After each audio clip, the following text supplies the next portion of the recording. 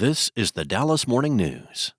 It's Thursday, January 1st. A mix of sun and clouds today with a high of 70. The clouds will move out this evening, leaving clear skies behind and an overnight low of 55. Here are today's headlines.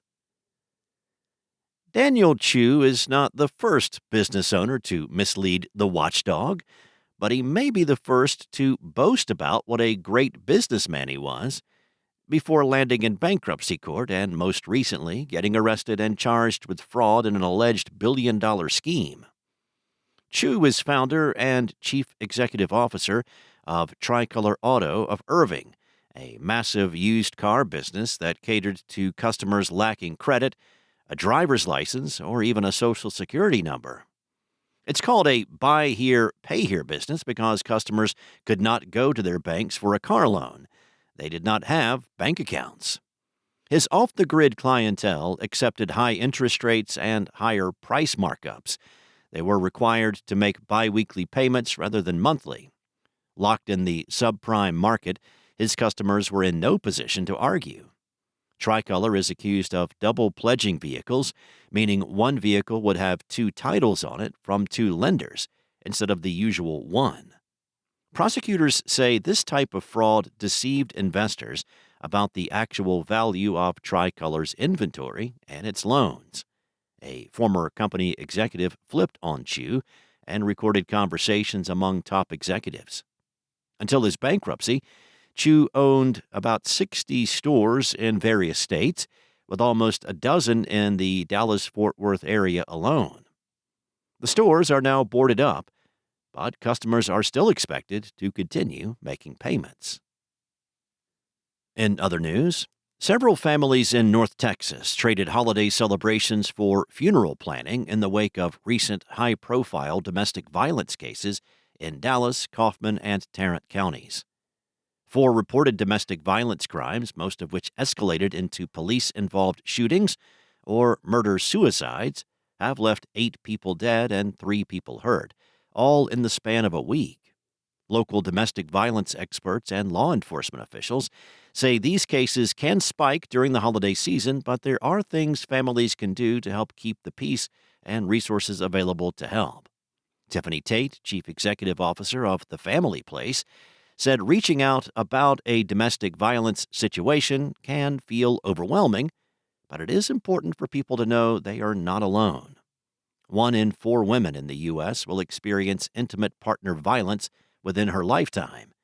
Ruth Guerrero, chief clinical officer for Genesis Women's Shelter and Support, told the news that number is 1 in 3 in Texas. Guerrero said domestic violence occurs year-round, though the shelter receives an increase in assistance requests during the holiday season and when school ends for the summer. Next up, another North Texas city is considering holding an election to withdraw from Dallas area rapid transit, potentially the 5th city to seek an exit from the struggling public transit system. University Park's City Council will consider at its January 6th meeting ordering a special election in May to dissolve its membership with DART. That's according to the council's meeting agenda. Irving, Plano, Farmers Branch, and Highland Park have already scheduled withdrawal elections. Addison considered an election as well, but council members could not agree on the measure, citing concerns about service and costs, and after advocating for legislation to change DART's funding and governance, city leaders across North Texas have decided to put membership in the agency to a vote.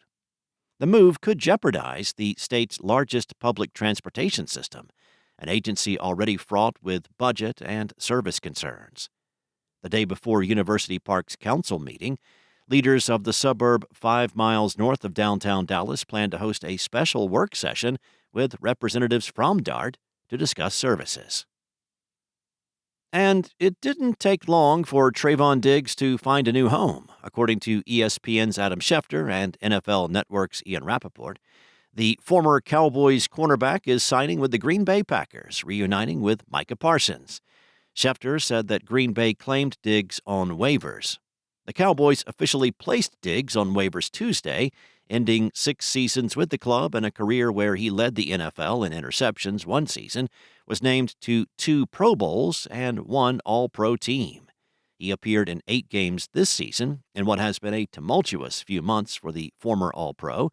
Diggs finished his time with the Cowboys with 20 career interceptions. He was not credited with a pass breakup or interception this season. Thanks for listening. For more on today's stories and the latest breaking news, visit dallasnews.com. And don't forget to check out the Dallas Morning News Rewards Program for our virtual events. For more info on upcoming events, please visit rewards.dallasnews.com. Enjoy your day, and I'll be back tomorrow with more from the Dallas Morning News.